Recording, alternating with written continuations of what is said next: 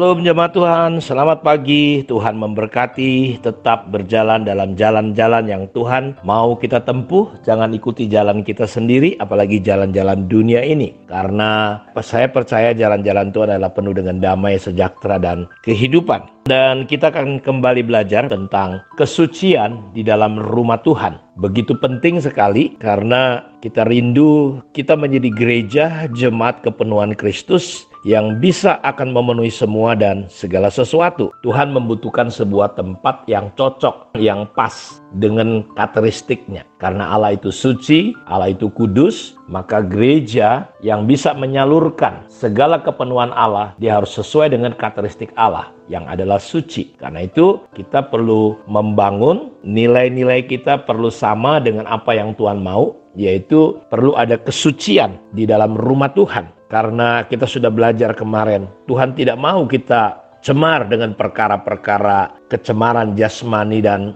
rohani. Karena itu kita belajar kemarin bagaimana kita memiliki janji di mana Tuhan akan menjadi Bapa dan kita menjadi anak laki-laki dan wanitanya. Karena kita memiliki janji itu dalam 2 Korintus 7 ayat 1, marilah kita menyucikan diri kita dari semua pencemaran jasmani dan rohani. Dan dengan demikian menyempurnakan kekudusan kita dalam takut akan Allah.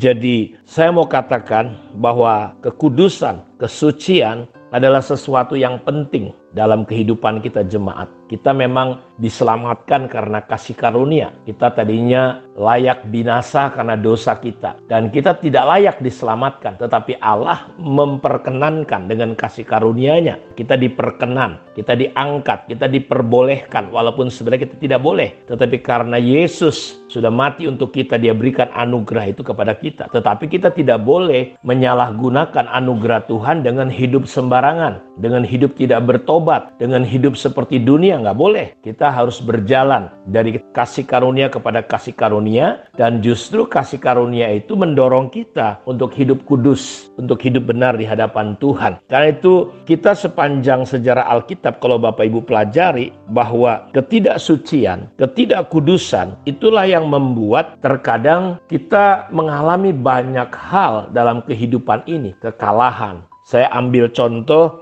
pagi ini tentang orang-orang Israel di bawah kepemimpinan Yosua. Kita tahu bahwa Yosua akhirnya memimpin bangsa Israel. Begitu dahsyat dan luar biasa sekali bagaimana Yosua akhirnya merebut tanah demi tanah yang memang sudah dijanjikan oleh Tuhan. Dan ketika satu hari Tuhan menyuruh untuk mereka menyeberangi sungai Yordan, supaya kami diserahkan, katanya, saudaraku, kepada orang-orang Amori untuk dibinasakan. Lalu mereka disuruh oleh Tuhan. Kalau saya ajak saudara melihat di dalam Yosua pasal 7. Dan ternyata Tuhan berfirman. Lalu berfirmanlah Tuhan kepada Yosua, bangunlah, mengapa engkau sujud demikian? Orang Israel telah berbuat dosa. Mereka telah melanggar perjanjianku yang kuperintahkan kepada mereka. Jadi ini ada satu suku tidak terlalu besar, dan suku ini harusnya kalau suku-suku yang lain gampang dan mudah dikalahkan, suku ini tidak terlalu banyak. Makanya Yosua berpikir ya nggak perlu tentara yang besar untuk menyerang suku ini. Kota yang kecil dihuni dengan tidak terlalu banyak orang. Jadi mereka cuma utus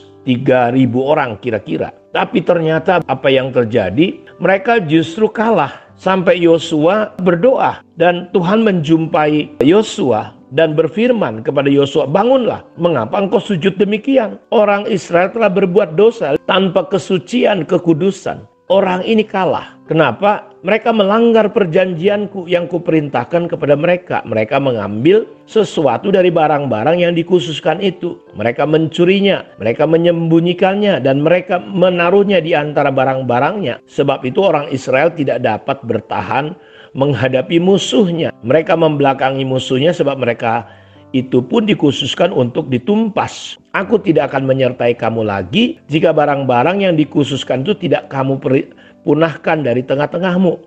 Bangunlah dan kuduskanlah bangsa itu, dan katakanlah, kuduskanlah dirimu untuk esok hari, sebab demikianlah firman Tuhan Allah Israel. Hai orang Israel, ada barang-barang yang dikhususkan di tengah-tengahmu, kamu tidak akan dapat bertahan menghadapi musuh-musuhmu. Jadi kita lihat bernama Akan, yang mengambil, mencuri.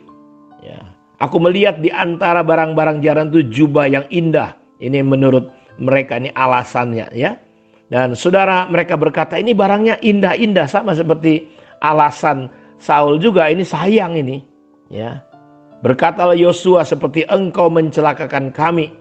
Dalam ayat yang kalau Bapak Ibu baca nanti di dalam ayat 25-26 dikatakan, seperti ya, engkau mencelakakan kami, maka Tuhan pun mencelakakan engkau pada hari ini. Lalu seluruh Israel melontari dia dengan batu, semuanya itu dibakar dengan api dan dilempar dengan batu. Sesudah itu didirikanlah di atasnya suatu tumpukan, timbunan batu yang besar yang masih ada sampai sekarang. Lalu surutlah murka Tuhan yang bernyala-nyala itu. Oleh sebab itu nama tempat itu sampai sekarang disebutkan Lembah Akor. Jadi kita lihat Bapak Ibu, kekudusan, kesucian Tuhan itu begitu penting di dalam rumah Tuhan, di dalam hidup gereja lokal, jemaat di mana kita ada. Kita harus menjaga, karena itu kita keluar dari semua pencemaran jasmani dan rohani. Sehingga gereja lokal di mana kita ada, kalau ada kesucian, kekudusan, Tuhan akan hadir. Tapi begitu ada dosa sedikit saja, makanya jaga gereja kita. Jangan ada yang dengki, iri, jangan ada yang kepahitan. Kita nggak menyediakan tempat untuk Tuhan, karena Tuhan itu kudus. Kuduslah kamu, sebab Tuhan itu kudus. Karena itu penting sekali, salah satu hal yang perlu kita bangun, nilai untuk menjadi rumah Tuhan yang bisa menjadi kepenuhan Kristus yang akan memenuhi semua, itu namanya kesucian dan kekudusan. Ya, kita perlu keluar, jangan lagi serupa dengan dunia ini.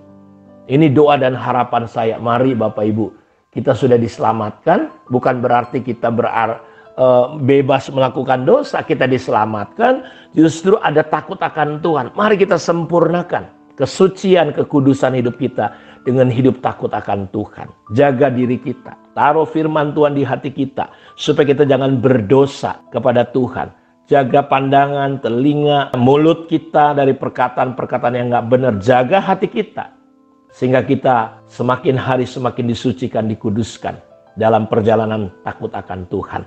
Kiranya kebenaran ini bisa menolong kita untuk melihat bagaimana di tengah pandemi, di tengah situasi yang goncang dunia ini, ketika gereja menjadi kepenuhan Allah, saudara, kita akan tetap kuat, karena kekuatan kita bukan kita, kekuatan kita karena Allah ada di tengah-tengah kita. Kiranya Tuhan memberkati kita semua.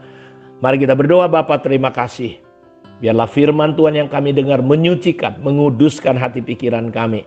Kami belajar dari kisah bangsa Israel yang tidak kudus, menentang firman Tuhan dengan mengambil barang-barang jarahan. Karena itu biarlah Tuhan, kami boleh dibukakan, disingkapkan, untuk kami boleh jaga hidup kami sungguh-sungguh, sehingga kami boleh berada dalam posisi yang kudus, yang benar di hadapan Tuhan, sehingga Tuhan memenuhi kami dan kepenuhan Tuhan boleh dialirkan kepada orang-orang di sekitar kami. Jadikan kami berkat. Sekali lagi, Tuhan, kekalahan, ketidakberkatan itu diangkat oleh Tuhan, karena hari ini kami semua mau hidup di dalam kebenaran dan kekudusan Tuhan. Diberkatilah semua anak-anak-Mu pada pagi hari ini. Sembuhkan yang sakit ya Allah. Tuhan, bebaskan yang terikat. Semua tekanan, stres, depresi dibebaskan di dalam nama Yesus. Turunlah damai sejahtera atas umat-Mu. Dalam nama Yesus kami berdoa. Amin. Tuhan memberkati kita. Shalom.